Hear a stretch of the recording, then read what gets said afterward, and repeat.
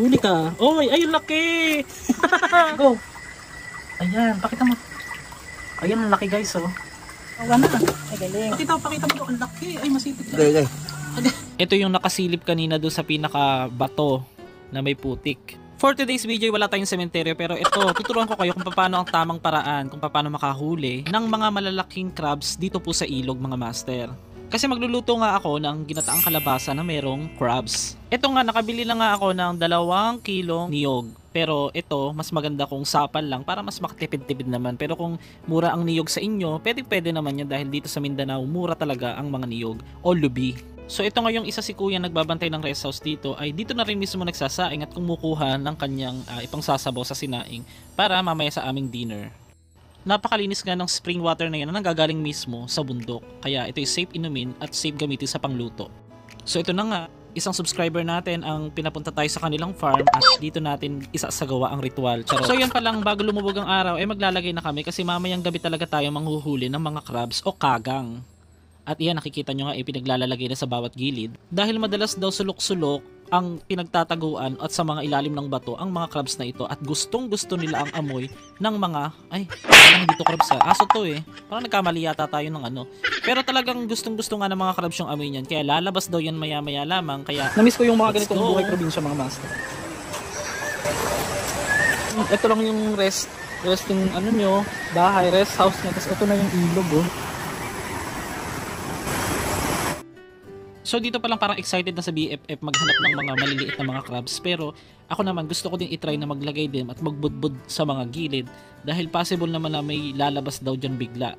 Pero pinakamagandang araw niyang gabi talaga manghuli dahil dun sila mas madaling hulihin. Kita mo, nakahuli na siya agad. Hapon pa lang yan guys ha, ayan oh. Meron agad! Sanay ka sa mga ganito. Sanay ka naman sa sakit, charot. Sanay ka saan? So ito guys, oh, ang sarap oh, naka-black coffee ka, tapos ito yung ano, kaya lang, ito lang panira. Agad, sarap. Tabi-tabi po. Ingat ha, baka ahas ang makita mo. Maglagay ka muna kaya ng mga ano ngayon. Dito, try natin kung nahuli ako kahit isa. Kasi kung may isa na ako dito, ibig sabihin meron talaga. Pag wala. Pag wala. Sige. So kapi-kapi sa ilog.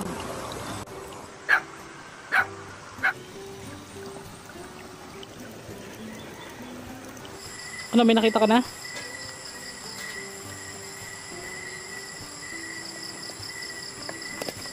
Sabihin malulobot pa tong ating flashlight. Pagtungtong ng alas 7 ng gabi ay nagsimula na kaming maghanap at manghuli. Ang idea na ito ay itinuro lang ng aking BFF na si Eman dahil nakatira dati sila sa Monte Vista at ginagawa nila ito lalo na pag maliwanag daw ang buwan, napakadaling makahuli. Ang kagang ay sinasabi nga nilang ito ay makikita lang sa mga ilog, hindi katulad ng mga nakikita sa dagat na mga crabs. So ito yung mga freshwater crabs or kagang, parang alimango or let's say malalaking alimango or mud crabs sa Tagalog or sa English. So lumipat kami dito sa kabilang side ng ilog para maghanap at medyo madilim na nga kaya dapat talaga malakas ang iyong ilaw. Mapapansin nakakaiba din ang kulay ng ilog nila dito na para bang mistulang mystical. Eka nga nila or sabi sa Katagalugan may mga nagbabantay daw pag ganyan. Maya pa hindi ko na mo. Ayan. Mo ilawan ba? Yan. Nakakuha na yung kasama namin ng medyo maliit kaya titignan pa namin dahil alam namin marami pang mas malalaki pa. Dahil yung ibang mga pinaglalagay dyan ng mga niyog ay naubos na o nawala na, tiyak marami nang lumabas dito upang kainin sila o kinain na ang mga ito. Medyo mailap sila ngayon. Dapat pala mga 7 daw. Ano oras ba sa BFF? Pero gusto ko matry yung palos eh. Yung sa ilalim ng tubig na sadyang may mga malalaki nga katulad nito na kita mo naka-ready na siyang manipit oh. Pero hindi kami papayag nang di namin makuha yan. Kaya ito na. Ito sa akin. Ilawan ang kopi dito. Dito siya. Ayan, huli ka. Huli ka. Oy, ay laki. Huli ka ngayon. Kala mo ha. Sige, pakita mo BFF. Laki. Laki, oo, laki. Parang hindi naman ito bibip eh. Hindi, bukod pa yan, no? Hindi ito eh. Iba yung nakita. Iba pa yan. Sige, Sige. sige. Ito na ba? Hindi ito eh. Hindi ito. Meron pang Hindi isa. ito bibip eh. Mas malaki Nanginisip yung pa, kanina. masipit ka ba? Mas malaki yung kanina bibip. Hindi ito. So naglabasan nga sila ng gabi na yun, especially dito malapit sa balon na pinaghuhugasan nila dito. Tumay naman. Laman mo dito. Yay! Galing ni BFF! Ayan, pakita mo. Yan, hindi ko makita. Diyan yan eh. Yung kinakapaan mo na to. Wala dito lang yun. Ay, murag dito. Asan? Kunan na kayo. Ay, ang laki nga. Ang laki. Teka lang. Ang guys, ang laki guys. Tama, naglabasan niya sila pagkalagay natin ng mga niyog. Doon ako dadaan sa kabila di dyan. Oh, sige, sige. Kasi pagpapasok ko Oo sa nga, dito. sige go. Mukha sa kabila. Dito Ganyan ka. ka lang dito. Dito ka. Ito ganito. Ngayon ko mag-gaslight. Oh, sige, sige. Dito lang ha. Huwag mong ilawan siya. Oh, sige. Ganyan lang. Sige go, dahan-dahan ha.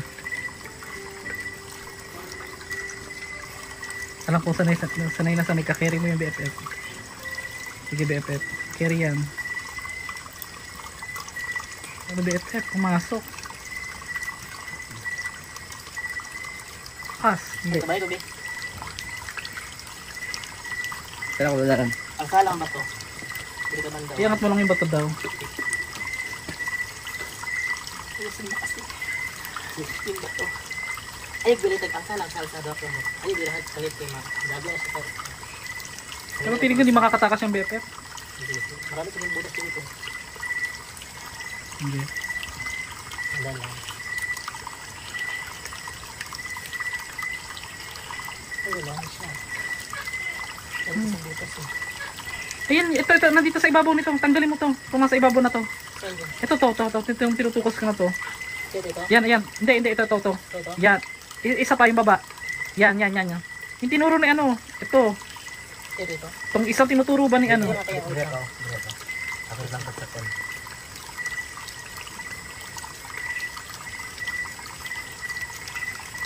Sige, ayan. Wala na din kaya. Hindi siya nakatago kung sino dito sa loob. Magaling mo ba ito sa magkamay ko? Okay. Ito nga. Ayan, oh. Basta na siya. Nakapa mo na. Wait lang. Sisip-sip.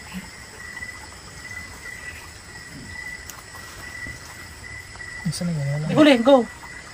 Ayan, pakita mo. Ayan, ang laki guys, oh. Ito ba yung kanina? Iba pa to? Iba pa to. Sige. Sige. Ang sarap na. Sipit ka. Hindi siya makano. May gloves ako eh. Sige, go. Labi. Ay, nakawala yung isa.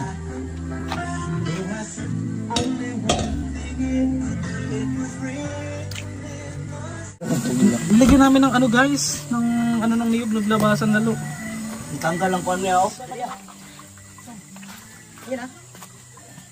Ay wala. Ayun, nahuli. Wow. Ay, ang laki. Galing. Yun, sige. Ayan, dalawa na. Ay galing. Pakita mo to, ang laki. Ay, masipit ka. Gay. Ang kabila. Ang kabila. Hindi lang yun mo. Ayan, ang laki. Ay hindi man yung malalaki. Hindi pa yan yun. Meron pang mas malaki dyan. Wala akong kita dito. Babalik yun. Huwag ka magagat. Ano ba, saba ba? Tara. Ito na. Ayun, ako nga, laki. Yan, sige, go. Go! Huli ka. Pakita mo, BFF. Wait lang. Masipit ha. Parang takot ako sa mga kagang dito, baby. Iba yung Malaki, sipit no? dito. Malaki. Ang laki ng sipit. Ay, oo nga, laki BFF. Ayun yata yung kanina. Hindi. Hindi pa ito, baby. Baby. Sige, tatakbo siya dito. Ay, pakita mo. Parang galit ha. Pakita mo nga, parang nagagalit siya. Wait. Ang tsura oh. Buti na binuksan ko to. Dito talaga siya, baby po. Sige. Ah, so lumabas siya doon sa may nilagay nating mga mga niyog. Kahit yung ilan niya na nagtatago sa putik kayo, makikita pa rin at makikita dahil gustong gusto nga nila yung amoy ng niyog. Almost 1.5 kilo yung nakuha namin pero konti lang muna yung amin lulutuin. Kasi kailangan nga na magdamag yan na maglalabas ng mga dumi nila. Kaya ito yung pinakamalaking nakuha namin. Ito yung nakasilip kanina doon sa pinaka bato na may putik. Yan natin ang kalabasa, tsaka malunggay. Sila guys, anong luto gagawin natin? Binataan ko ng Ano na may kalabasa. bakit buhay pa yan, BFF. Ganyan talaga. Tirang muna diha. So, ito na sila, hindi na gumagalaw, guys. Ang sarap-sarap. Oo, pero ako hindi ko nag-enjoy. Hindi ko talaga bet yung last.